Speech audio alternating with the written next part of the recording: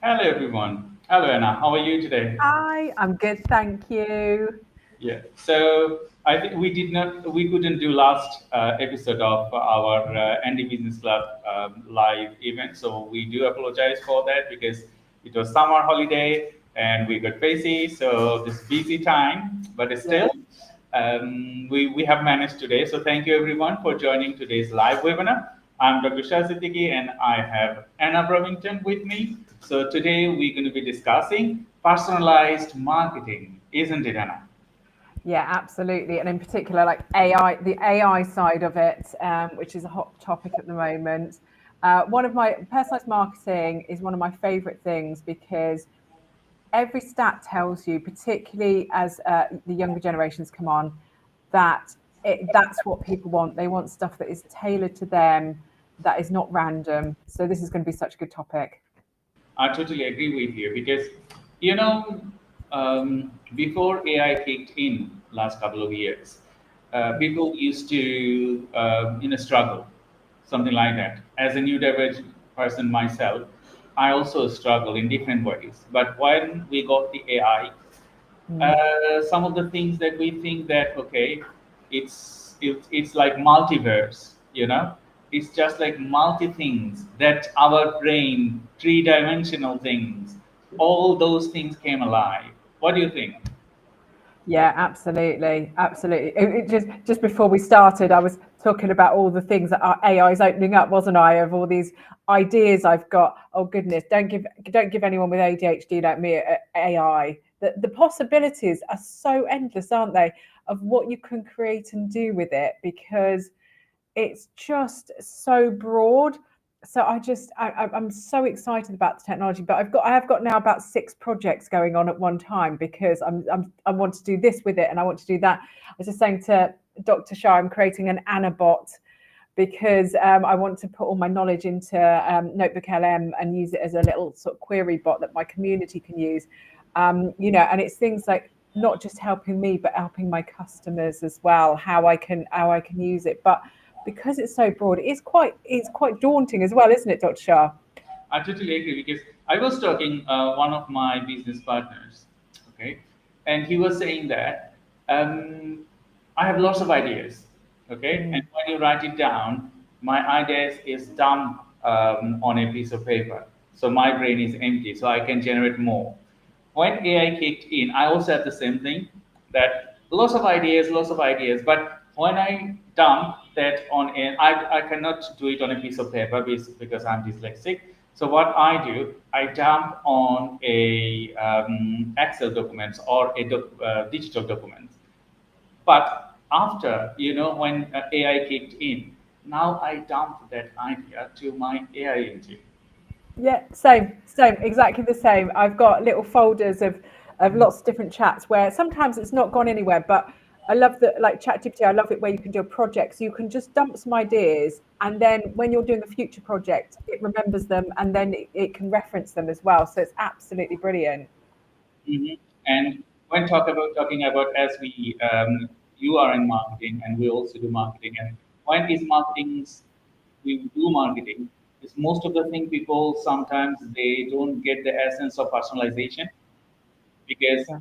when you do marketing, we think that everyone is our customer, but that's not true. Yeah. Mm. Yeah. Marketing your company and the market persona is has to be aligned. Why? Because I have a test, and that test is not for everyone. That test for specific people, they will nurture your idea to the next levels, Mm. and that's why you need personalized marketing. How do you feel about that? Yeah, no, personalized marketing is one of my favorite things because exactly that, because people, when they try and market to everyone, like I feel like the marketing becomes very generic. So I used to work with a brand that serviced lots and lots of different industries. They were a digital marketing company, very big, well-known one, and they serviced lots of different industries. So it was like lawyers, accountants, plumbing, construction, all everything, cleaners, everything, and then they're sort of they had a very broad.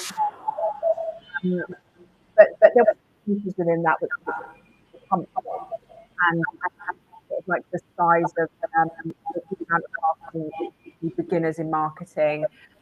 And what they did initially is they put ads out for, come with us and we'll start off with marketing and get you going on your journey. The problem is, like, it was just pictures of people, just random people. So it could be a plumber or a lawyer or something things. But the thing is, what we do is we really resonate with stuff that looks like us and sounds like us. So if you're a lawyer and you see a picture of a plumber, you're like, oh, well, I'm not in the trades. It doesn't resonate with me. It doesn't, that ad doesn't resonate with me. Whereas if you see a picture of another lawyer and a testimonial from a lawyer popping up on your marketing, you resonate with it. And there's a lot of, I can't remember what the psychology is called, but it's around these sort of groups that we associate in life with. There was a really good example of, I think it was HMRC, where when they were trying to get people to pay their tax on time, what they started doing is saying, people in your area, or it was your postcode, paid their tax 20 days early. And because that was our sort of one of the groups that we belong to, which is people local to us, we were like, oh, well, if everyone else does it, oh, I better do it. Yeah. And the same with lawyers. If you're a lawyer, you belong to the sort of lawyer. So I'm ex-marketing. I'm in the groups like mums and marketing. I'm mum and I'm marketing. That's two of my groups, like my little groups of who I identify with. I'm neurodivergent, so that's another group that I identify with. And we've got to find people's little who they identify with and what their groups are, and sort of show that we are for them. I mean, it's like you wouldn't put pictures of young people if you were selling retirement housing, would you? You've got to find your little segments and that. I totally agree with you, because when someone starts present days, there are many marketing companies, thousands, even more than that, and everyone has a different niche.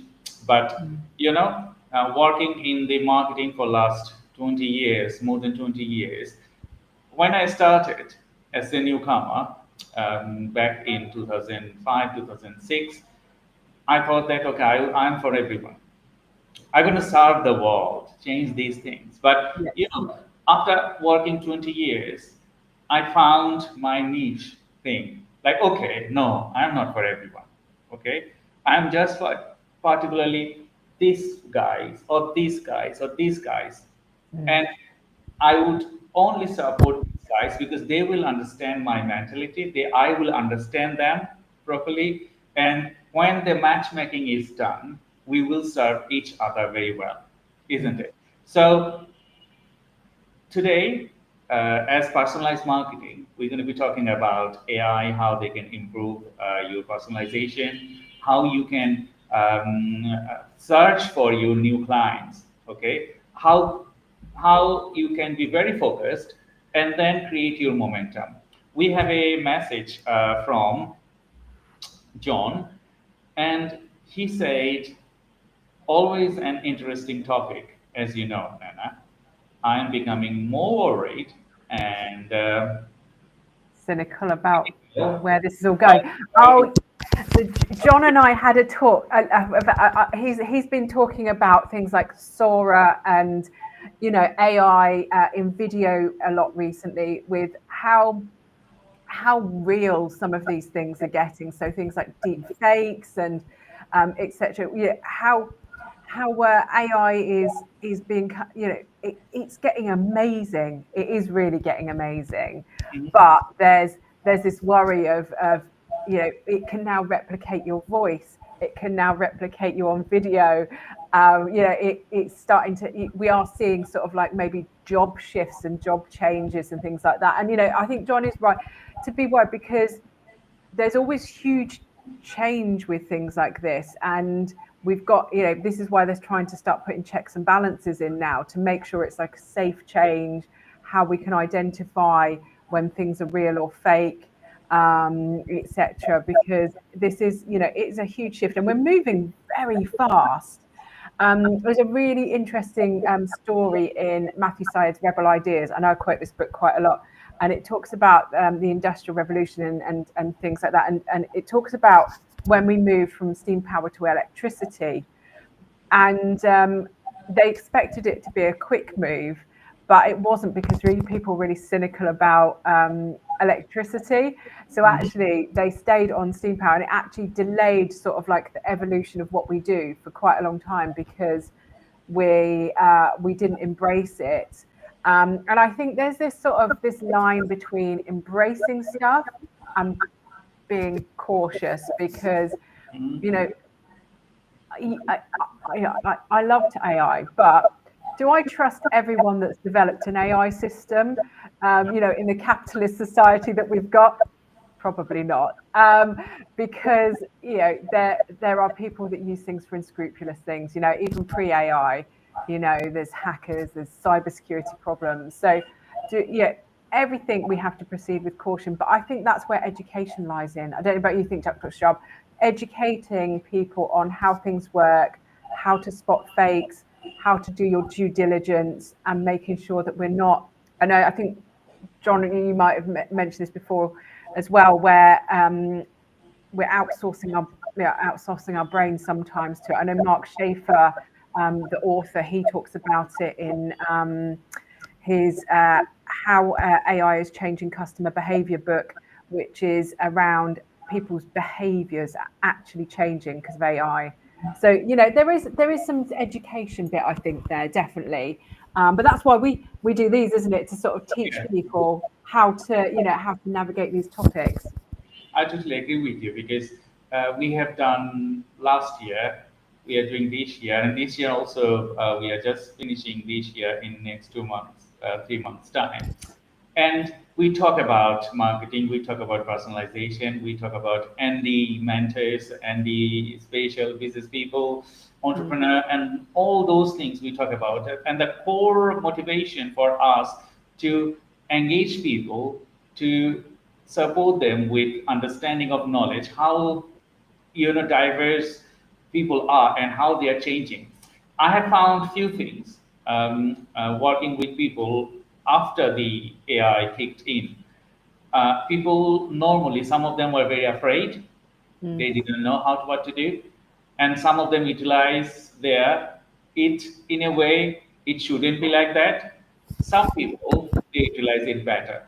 Okay, Yeah. so we talk about, I think, one of our programs, that you can utilize AI, but you have to have human thinking on that. You have to have personalization in there, because AI, they understand what you are doing, what you wanted to tell them to do, but they don't understand the heart, isn't it? They don't have that. So when you write something, personalize it, to make it yourselves. As an academic myself, we always tell people that you're going to be always stealing things from other writers, but recognize them, refer them to your literature. Praise them for their work, and then when other person is referring you, you're going to be that writer that you thinking that you are. So in AI and all personalization, all things, I think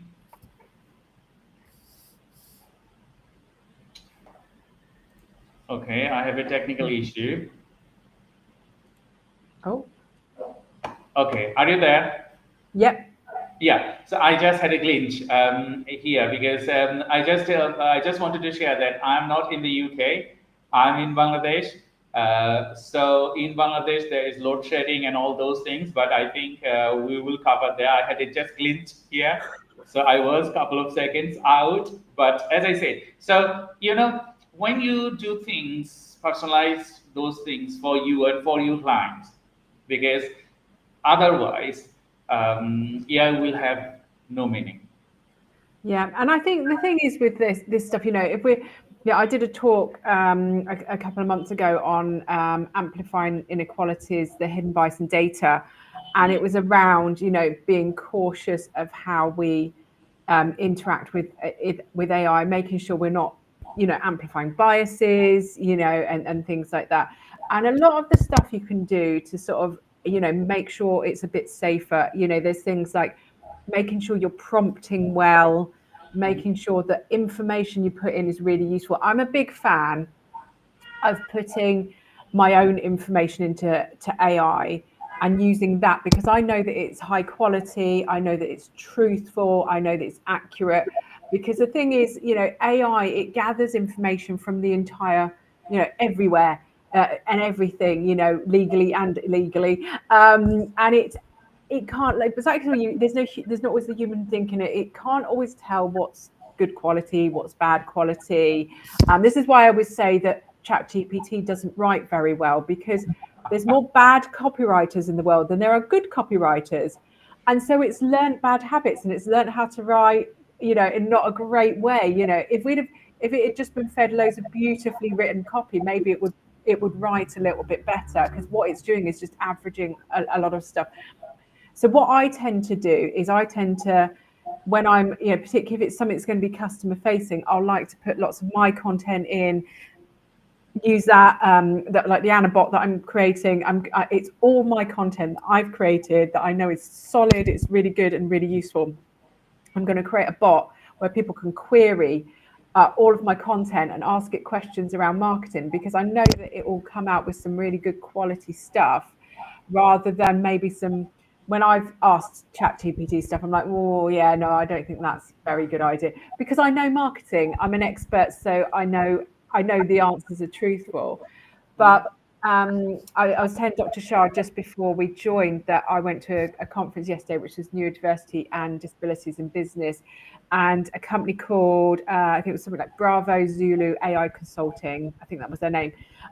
They did a nice little app which used ChatGPT as the base, and it was a customer-facing one for children, like special educational needs children, like my son, parents of children that needed help in school and needed to find out about, schools and SEN, EHCPs, etc. And what they'd done is they'd been given this huge, big document base of from the council, proper, local, good quality knowledge and they put it into this GPT, and that's what it queried. So you could voice ask it, or you could type in, and you could ask it, how do I get my son sent to a SEND school, or who do I need to ask for this, or what do I need to fill in for this, and it would answer you in a good quality fashion, which is fantastic, because if you've got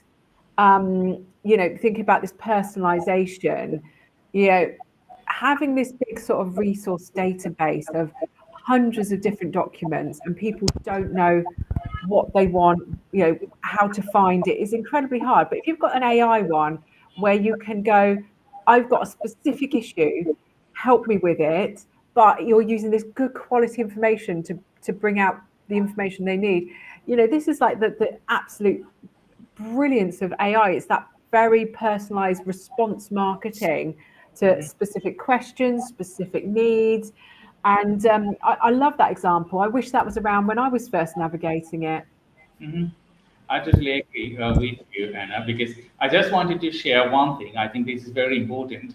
As I utilize AI, and that's most of the people utilize AI, academics, non-academics, marketing people, business people, everyone. So I think I have another glitch, and we can still see you, luckily.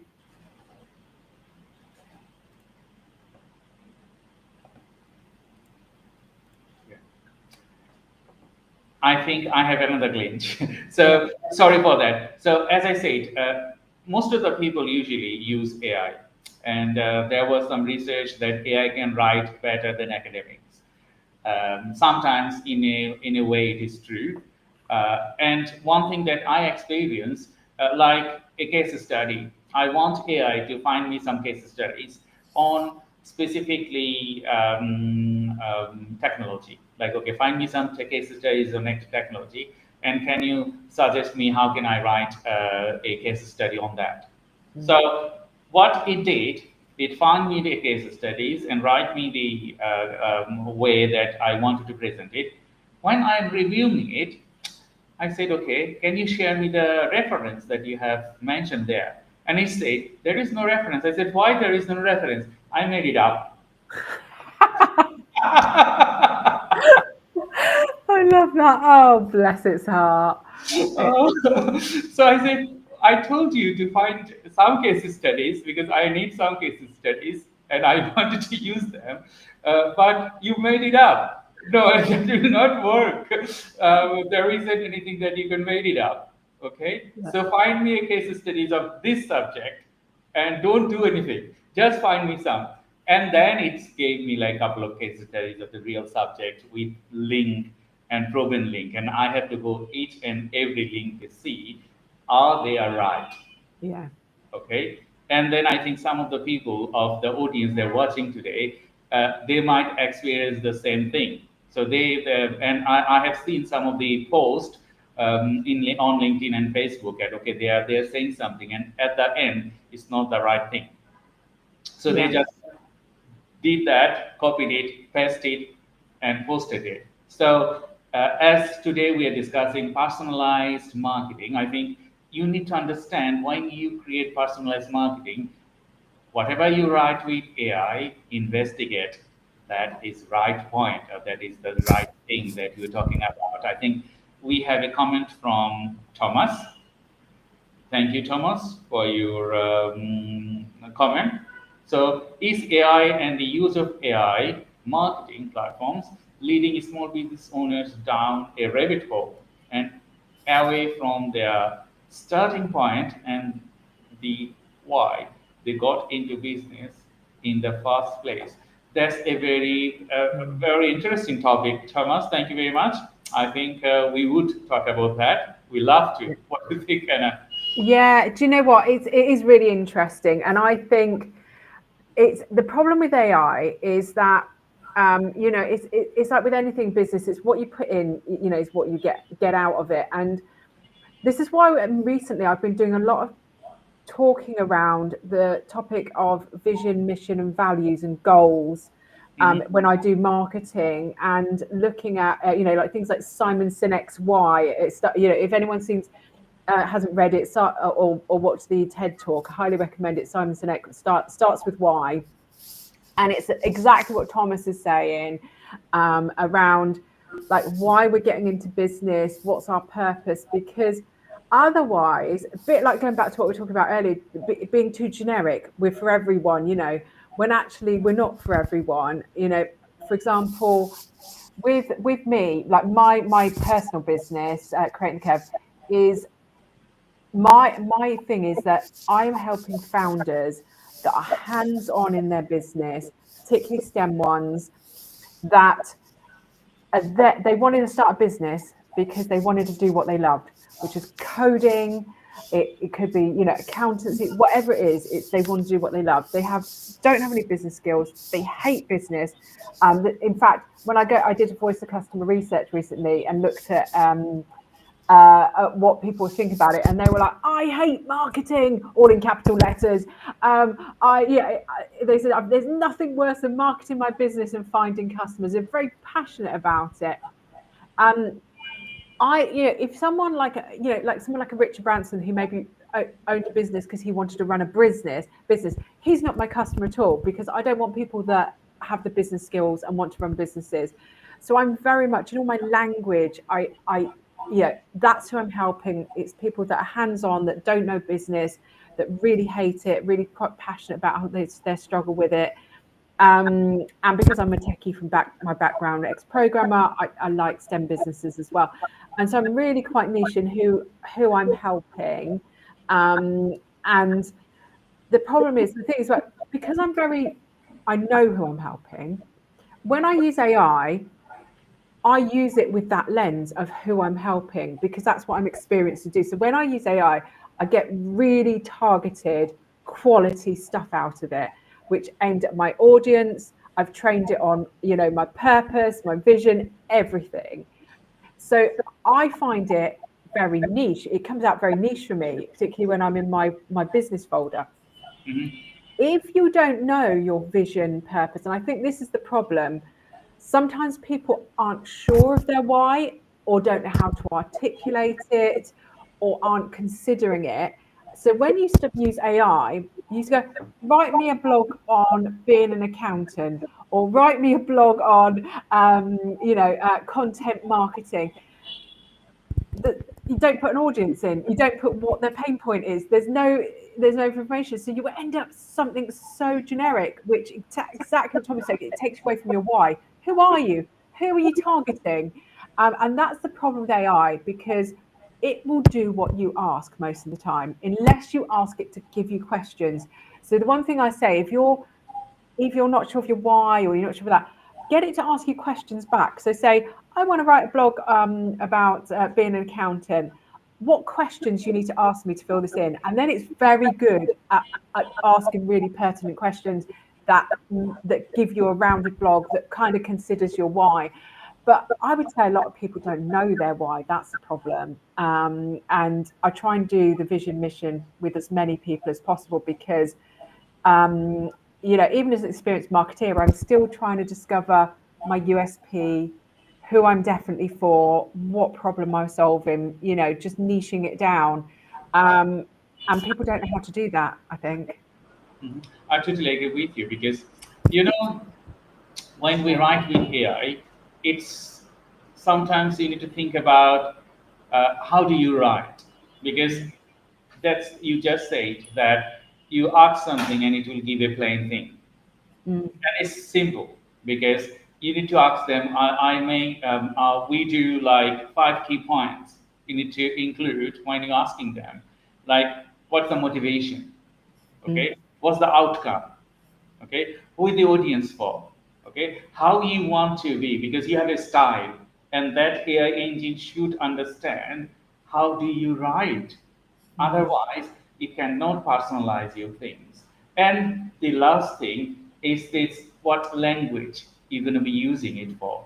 Like you're going to be using it for people they are tech savvy, or you're going to be using it for people they are like 12 years old, or people they are 17 years old. Because those are the things, if you don't direct AI to write specifically and giving them enough resources, because we develop AI systems, and whatever we develop, we prioritize the AI queue making, like, okay, how AI will conduct its work, referring to the different key points. Like, okay, my business, like if it's accountant business, you cannot include there something that is non-accounting thing. If you are thinking about your client and the genre, I would say that what specification you want, what type of customer. That's why this personalization kicked in. And I think, Thomas, you are right, because you need to create the persona first, Mm. personalize it, make it happen, and then it's not over. You need to read every sentence, every word. It is right. If you are adding references, as I said, AI made up. I made it up. I said, okay, that's a good word, but I don't want you to make it up, because I want a real example. I want a real company. You find me a company, and then it can. Do you And know, I it's think funny my because mine did it system the other day. in a problematic way. Oh, you're having a problem again. And are you there? Yeah, Yeah. we're here. Yeah, yeah. I'd one the other day. I was writing a blog, and I'd got a transcript, and I said, "Oh, can you use this transcript to just write me something?" It wasn't. I was going to sort of edit it afterwards, but I wanted a draft version. And I gave him my transcript of the thing that I'd spoken about, and then it decided to put a story by me in it that didn't exist. And I was reading, I was like, I haven't done that. But it just decided, because I'd said that I wanted a story in it. I meant a story from my transcript, not from a made up one. But this is the thing. Sometimes you have to be really specific with it, because it's a bit like, it's funny. Like I was watching this thing the other day. It was my neuro teachers, and she was talking about speaking to autistic children, and she was saying about questioning them and things. And she said, she had this new pupil to the school, and she'd said to him, they'd shown him around the school, and she said, do you have any questions? And he said, oh, what's the highest point and the lowest point in the building? And she was like, oh, that's really interesting. So they actually did go and find it. And then she went afterwards, so they came back finished, and then she said, oh, have you got any more questions? And he said something around like, what's going to happen to all the bees? Because he's really into insects. And she said that wasn't his problem. I just asked him, had he have any questions? She hadn't put any context behind it or any reasoning behind it. And this is what we do. Sometimes we make assumptions when we're speaking to people that they know what we're talking about. And AI is very similar. We think we know what it's going to talk about. So we tend to make our prompting too open-ended, don't we? And not enough information in there, when actually we should be questioning it, giving it information and making sure we're not making assumptions. I mean, when I did my my talk the other day, AI does, it has a lot of biases in it. So things like when I asked it to do an image of a startup founder, and it showed me this like late 20s guy, glasses, sort of bit of beard and everything. And then I asked it again to create me another one, and it gave me the same guy. And then I opened another chat window and asked it to do me a startup founder, and it created another one. And then I used Gemini, and then I used Copilot, and they all created me almost the same identical guy. And it had made an assumption like that startup meant technical, and that and that I wanted like the sort of like what everyone perceives a startup founder to be. It made loads of assumptions of what I hadn't asked it to do. Where a startup founder could be a coffee shop owner, or it could be a plumber, it could be anyone, but it sort of made these assumptions because I hadn't told it what I was thinking. So we have to be really careful when we're prompting, because it's not a mind reader, although it sometimes tries to be, and sometimes we can be folded in a sort of lulled into this sort of false sense of security that it knows what we want, but actually it's guessing, and actually we need to make sure it's not guessing, I guess. I absolutely agree with you. Like as Tom said, that people are getting down to the rabbit holes and away from their starting points. I think that's true, because they are so dependent on AI that they think, okay, they can do everything. But as a person, you are good with something and you are not good with other things. So if you are not good with some other things, I think that should be handled by a professional person. They good at. I think this motivation, if someone they are a new innovator, or they are starting their business, yes, and they're starting with, if you don't have funding, you can have jack of all trades, but this jack of all trade will not develop in next day. It takes ages, even weeks and months or years, to become successful, specifically in any trade. And if you cannot do it, you have to seek professional advice, professional people to do that work for you. Some people, they are multitasking, but you have a limit. I understand. I'm multitasking, but I have a limit. So I used to do a lot of marketing beats on all those things, but now I cannot do it. Why? I'm concentrating to develop my skills to the next dimension. So if I wanted to consider to the next dimension, then I should work on that, not to do everything. And that's not possible. And it's not possible. So thank you, Tom, for your questions. I think viewers, they're watching today, they will understand it. Yes, you can be a jack of all trades, but think about your business growth and your focus point, as well as all the things that you wanted to achieve. You wanted to achieve everything by yourself, you can't. That will never work. Yeah, and do you know what? For me, AI it's my stopgap between, it's that gap between doing everything yourself and being able to hire people. Mm-hmm. That's the, for small business owners, that's a really good place that it sits, because although like AI helps me a lot with times, it will help me with research, it will help me with loads of areas. And since it's been there, my work, it has definitely eased my workload. You still have that mental load because you still have to prompt AI and think about stuff and do everything yourself. So like, I don't feel like it's a replacement for growth and hiring people and getting staff, etc., because AI can't do everything either.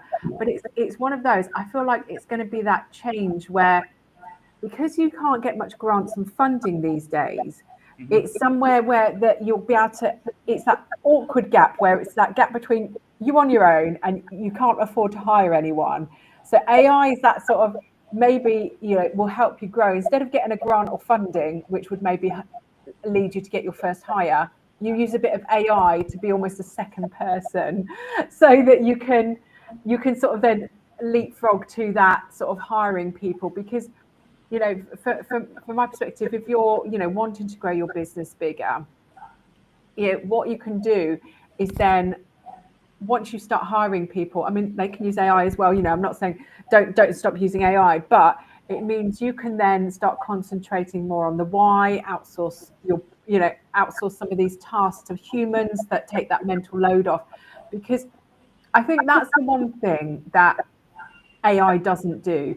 As a business owner, you need to still know what you need to do. Your marketing, your sales, your this, that, the other. It sits in there all the time. And you can't, it's really hard to outsource all of that. You can use AI to execute those tasks, but actually knowing everything you need to do tends to still sit in your brain. I still know, I've got to market because I've got my new community. I've got to do this. I can't outsource that. But if actually I've had another person, I probably could outsource my brain to them. So I would say, like, don't use it completely as a reason not to hire people, because you might want to outsource that brain some of your time, so you can go on holiday or stop answering your emails at 12 o'clock at night. But it's that real great bit, that growth section, where you're like, I just need to get enough money to get an extra person. That's sort of how I use it. I express the same thing. So Thomas, I think we have answered your questions. To everyone, today we are discussing AI for personalized marketing. And if you have any more questions, please feel free to ask us. We have a few more questions that already on our panel, and we're going to be answering those very soon. Today, I'm Dr. 𝐄𝐯𝐿, and I have Anna Bromington, and we are discussing personalized marketing. And we're going to be answering all of your questions if you have any. We are nearly end of our session, but we have another 15 minutes so on, and we're going to be discussing more on how you can create personalized marketing. So next question from Muhammad Farguddin. How AI changing the way brands understand and predict customer behavior in real time? That's a good question. Do you know what? I'm doing a data analyst course at the moment, HTQ in data analyst course. And it's interesting, we've just sort of covered some of this, in that one of my areas that I think it's really good for is understanding qualitative research. Because quantitative research has always been reasonably easy to understand. You can plug it into a dashboard, you can see all the data and graphs. But for me, it's changed the game on qualitative research, which if anyone's listening doesn't know, so quantitative is like the numbers and figures. Qualitative is more the the statements, the customer reviews, things like that. So what I love is how this is changing the game, because I remember before, you got loads of testimonials and you read through a few, and if you're a big company in particular, there's too many to read through, and you're like, I'm trying to get the gist of this, but it's too many. But that's where the gold really lies, because when people spend time leaving a review or some feedback, it tends to be having those little gold nuggets in them. This is why one of my favorite things that I do for small business is I do customer interviews, because you get the little, I wish they did this, or I have a real problem and it's this, or there's something that always comes out in the conversation. And I find in like the reviews, the comments people put, that's where real gold comes out. And it's previously been really hard to analyze that and consolidate it, and also see patterns, because sometimes these sets are so vast of information. I mean, one thing we used to do when I used to work at Game is we used to have to narrow it down, because this is pre-AI really, is what we would do is we would just have a diverse customer panel, which was maybe like 20, 30 people, and we would use their insights. But then once again, it's a small pool, because that's how you coped with that qualitative research. But now, you see it on Amazon at the top of the reviews, it says customers, this is a summary of customer reviews. And, lots of people have connectivity issues, but they like the price and they like the look of it or something. That sort of stuff is becoming amazingly useful.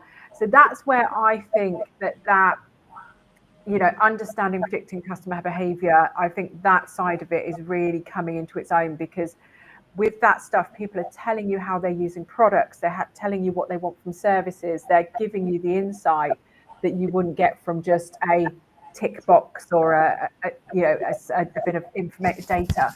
So that's my thoughts. I think it's brilliant. Yeah, because as a data scientist myself, we play with data, and without data, AI is nothing. So when you have data, millions of billions of data, AI can give you prediction. AI can play with that. So when you talk about customer behavior, like Anna mentioned, qualitative and quantitative research, and as well as lots of data that it can skip through. As a human being, you can maybe read 10 or 15 or 100 reviews a day.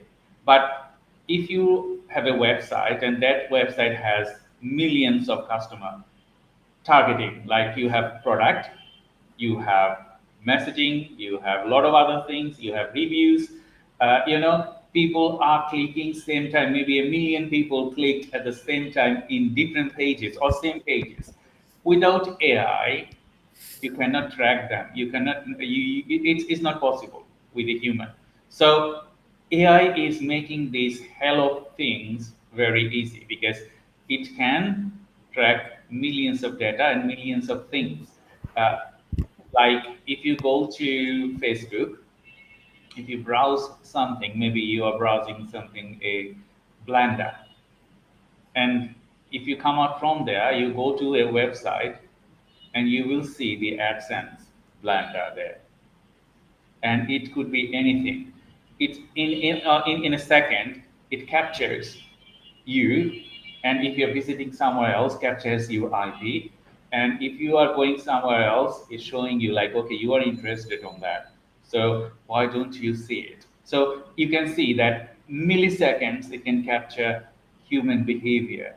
Doesn't matter any platform that you go, like big corporation, they have AI embedded behavior bot and system, so that like if you go to Google or YouTube or any other big corporations, they will capture your behavior, and that behavior will transmit to other applications as well.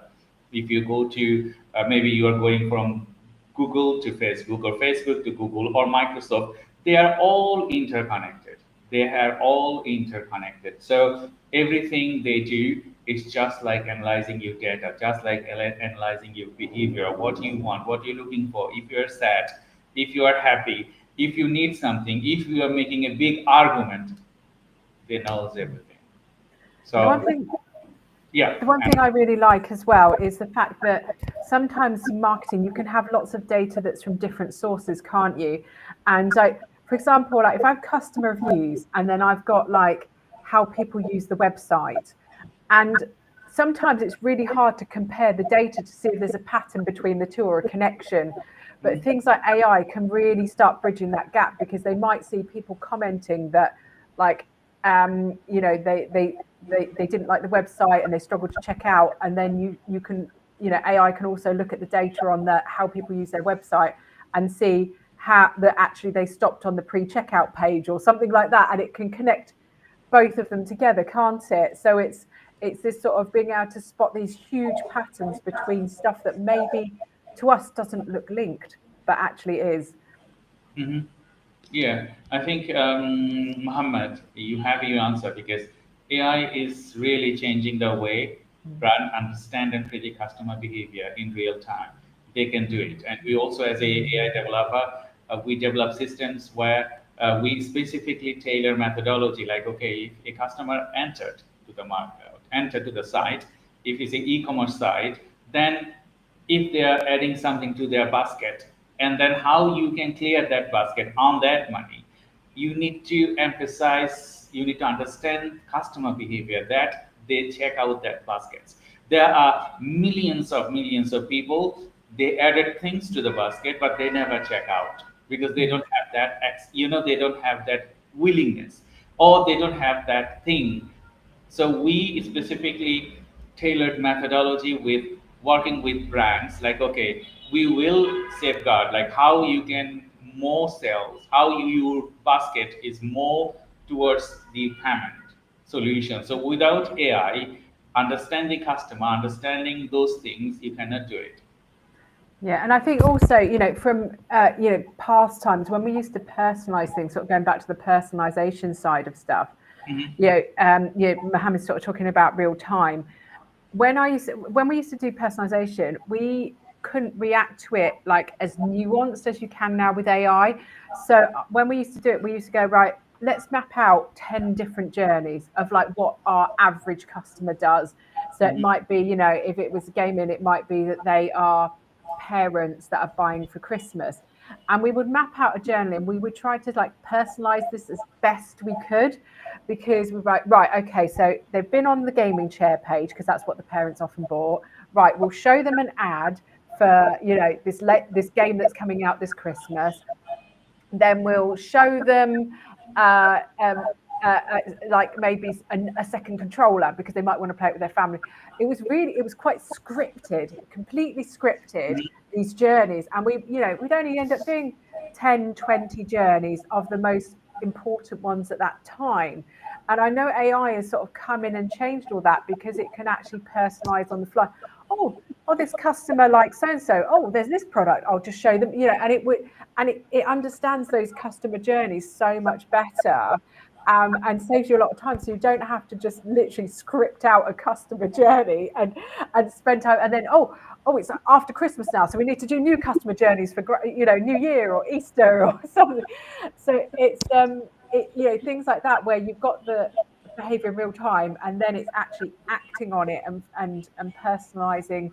It's not just a website, is it? It's things like ads. So ads can write and generate you images on the fly and personalize them.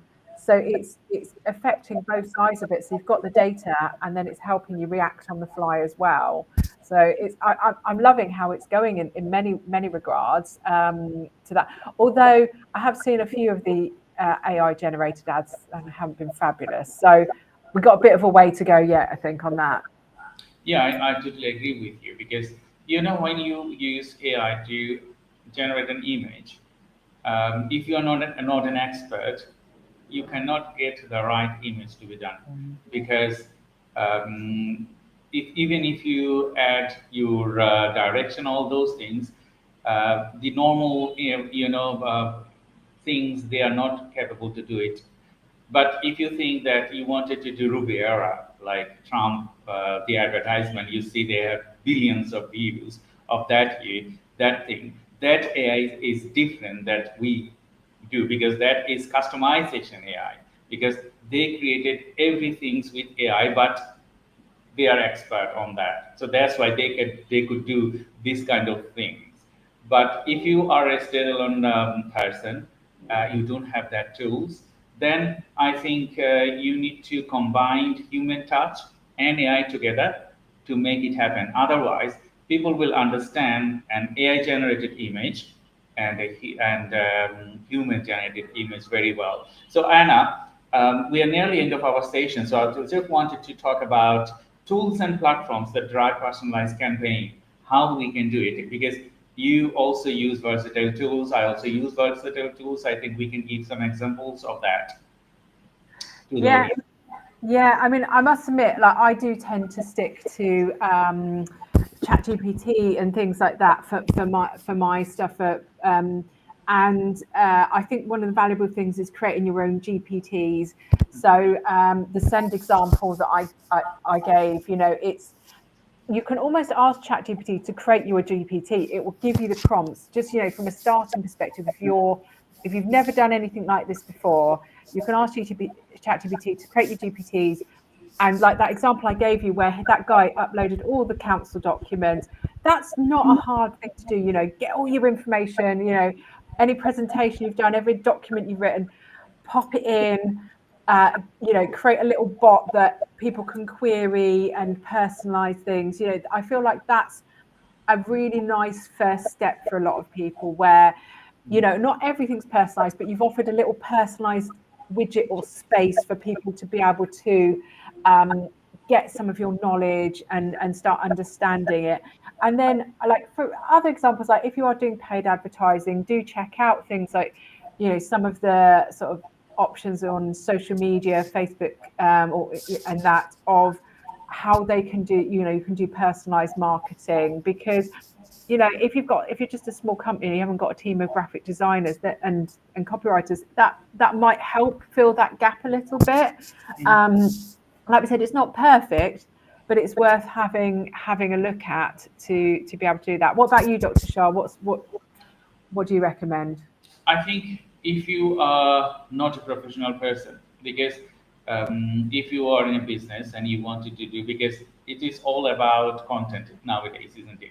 Because the social media, and there is not only a single social media, it's multiple social media. If you talk about LinkedIn, if you talk about Facebook, if you talk about Instagram, these three mediums is more likely graphic design and graphic things, and as well as videos. If you think about TikTok or YouTube, that's totally different world. So I think to start with, if you don't have that bandwidth, you can do some low-paid graphic works with. There are many systems. I don't want to mention all of them. If you write ChatGPT, search, find me some low-paid graphic design AI system. It will list you a lot of system over there. You just go over there and try to find it. Is it appropriate for you? And then if you are semi-professional or full professional, like you have expertise on graphic design and content writing, all those things, you can improvise those things, because most of the time we use Adobe software, and as well as other mainstream software. Canva is a good thing, because they have tons of things over there. So you don't need to create anything by yourself. You can copy them, and then you can personalize it, and you can use them. And ChatGPT as well. If you want ChatGPT to draw you a picture or maybe make you something, it will do. But as I said, personalization again, because if you wanted to attract people, nowadays people understand that this is AI generated and this is human generated. But when you do a fusion, combine those things, it's hard for them, and they like it a most, exclusive things, and that can steer your personalization journey for marketing to the next levels. Yeah, I think it's going back to what Thomas said as well, isn't it? That why, when you're picking a tool, make sure you know why you're doing it. What's the purpose and what's your goals? It can be, I get shiny object syndrome. Oh, I'm terrible at it, and I'm using all those different systems and trying them out, and actually, what is it you need to do right now? Is it marketing? Is it organization? What is it that's important to you? Because you can try lots of different systems out, but actually you need to start moving forward and growing. So I would be really careful, what are you doing? Why are you doing it? Who's it for? And ask all those back to those basic questions, because they're really important, because we can easily as business owners get sidetracked. I know I certainly can. But I know that it's not just exclusive to us ADHDers either. There's all this exciting stuff going on, and we can easily spend hours tinkering our website instead of sending marketing emails out. So just be careful. I totally agree with you, because not only you could post just for posting. No, don't post anything to your social media if that is not a habit. And you also need personalization, because you can try, if you are not regular on LinkedIn, you can try posting now and then. You will not see that your account is growing. It has to be a habit. continuous habit, like, okay, Monday, Wednesday, Thursday, you post about attract. Wednesday you talk about nurturing, and Friday you talk about attracting people, so converting people, so attract, nurture, convert, and in between those days you need to make it personalization, like the people you meet and those things. People wanted to know that what you do personally, who do you talk to, and how do you talk to them.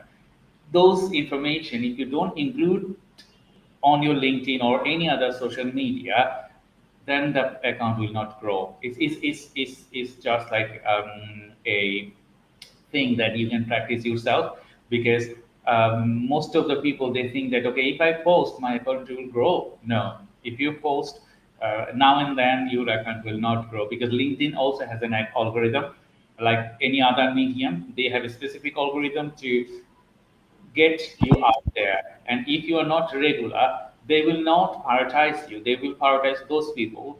They are regular and they have depth. That's another thing.